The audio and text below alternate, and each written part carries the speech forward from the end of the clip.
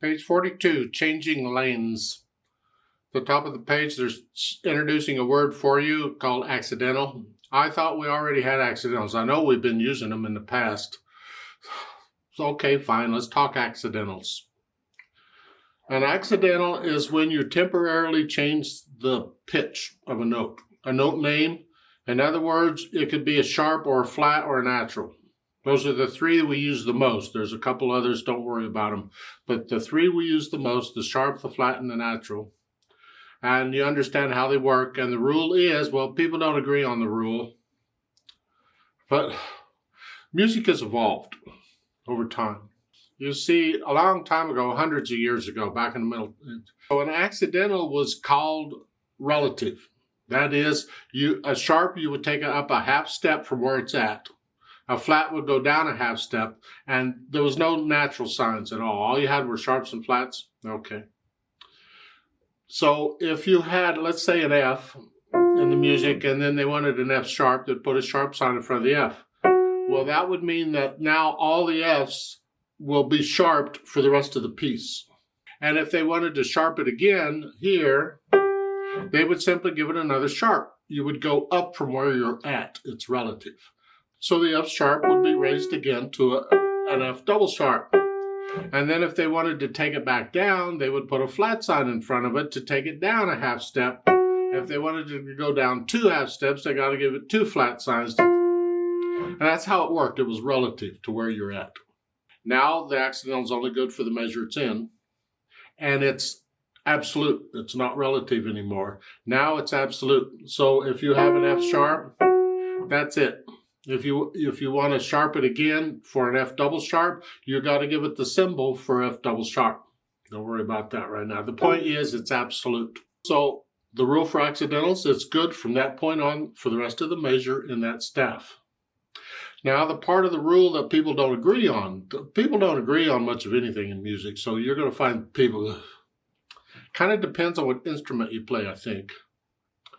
But for piano players, we need the accidental on every note. So if I have an F in the measure and I have an F somewhere else in the measure in the same staff, I need a sharp sign in front of both if I want both to go up. Other instruments, it's more like the note name. So if I have an F and I want a sharp and an F sharp, that would apply to all Fs, no matter where they are in that staff for that measure. So it depends on who you're talking to. Just know that no matter what you say about it, somebody will disagree with you. If you're into writing music, I suggest you be clear and put it on every note, every octave. You don't need it on multiple notes in the same pitch, but if you have like an F in other octaves, wherever, put the accidental on those two, just to be safe.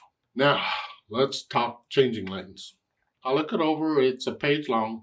Treble bass clef, no sharps or flats in the key signature. We are in the key of C major. If you're doing scales, and I hope you are, do the scale for C major. I probably should go ahead and do the arpeggio. 1 octave up and down is fine, because this thing has scales in it all over. If you could do the scales, you could just about sight read this. At common time or 4/4 time. 1 hand at a time here. The right hand, it's 1 and 2. So coming on the end of 1. And it's just a scale going up. 1 and 2 and... During the rest, come up 1. You're going to do it again.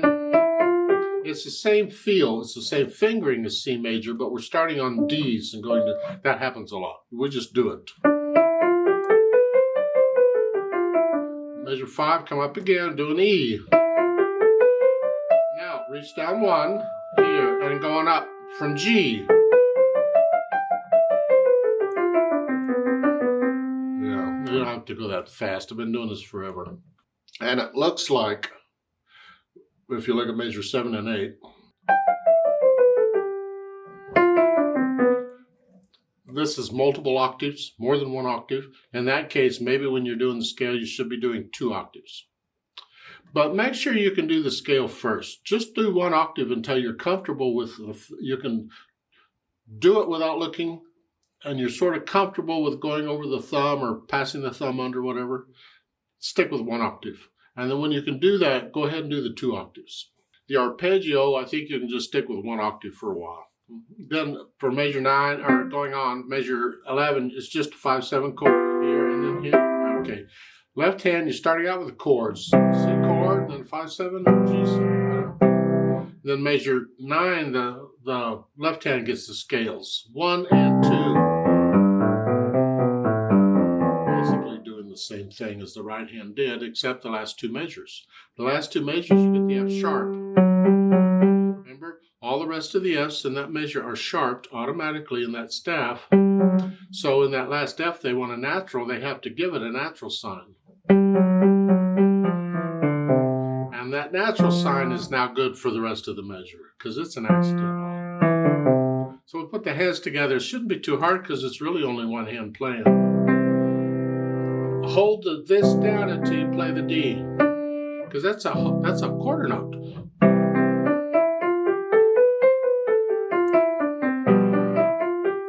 So you put the hands together. Now most of this, actually, you want to get to where you don't have to look at the keyboard. You have to look at the keyboard occasionally when you're moving a lot.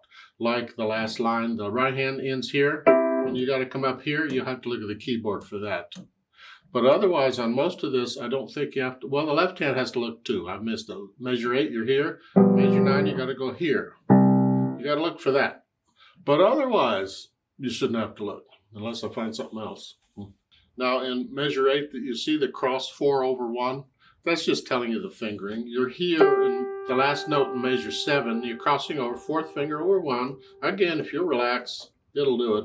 That's what that is, cross 4 finger over 1. If you're doing the scale 2 octaves, you'll get this, because the trill exercise will do that for you.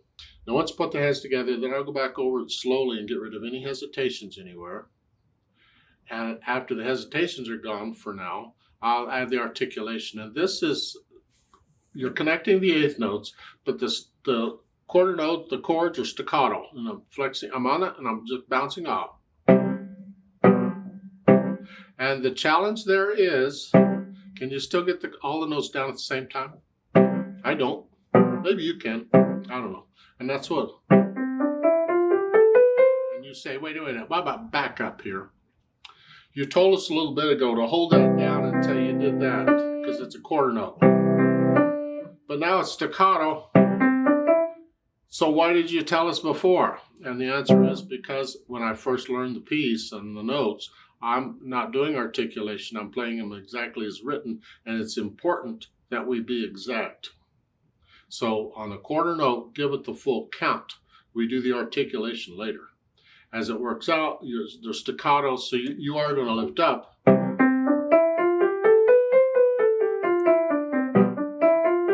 Now on this, I would not connect the 8th note to the chord. Look at measure 2. I'm coming down. Then I have a chord. I'm not going to connect them. No, put a little silence in there. Get off of this before you play that each time. Let a little silence between the 8th note and the chord each time too.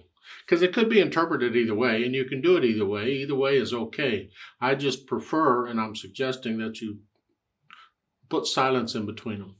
The 8th note and the chord. No, okay. Then the dynamics. It's really going to, I think, apply to both hands here. Loud is forte. Heavy, not super loud, just heavy. The whole thing is loud. I suggest that you practice this at pretty much all the dynamic levels, especially very soft. How soft can you play this? Without the soft pedal, of course. The hand's got to do it. How soft?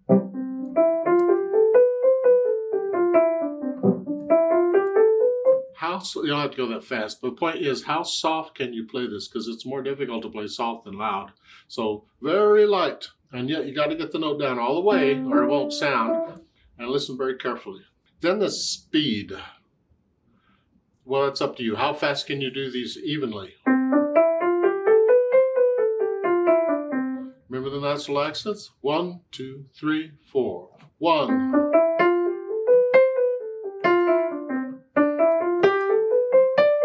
Let the wrist collapse a little bit. And when you divide beats up like this, each beat can get a little bit. 1 and 2 and 3 and 4 and try it.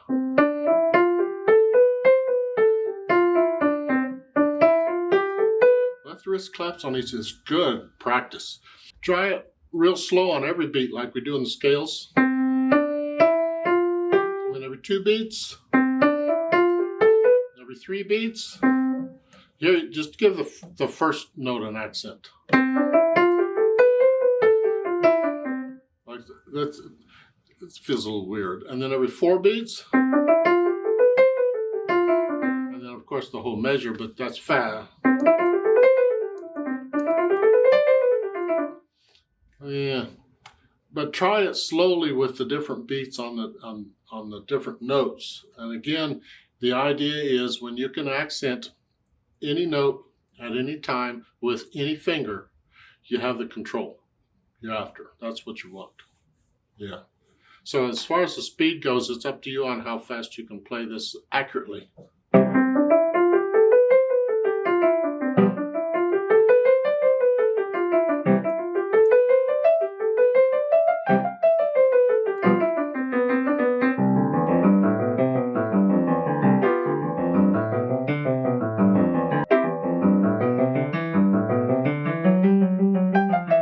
Somewhere like that.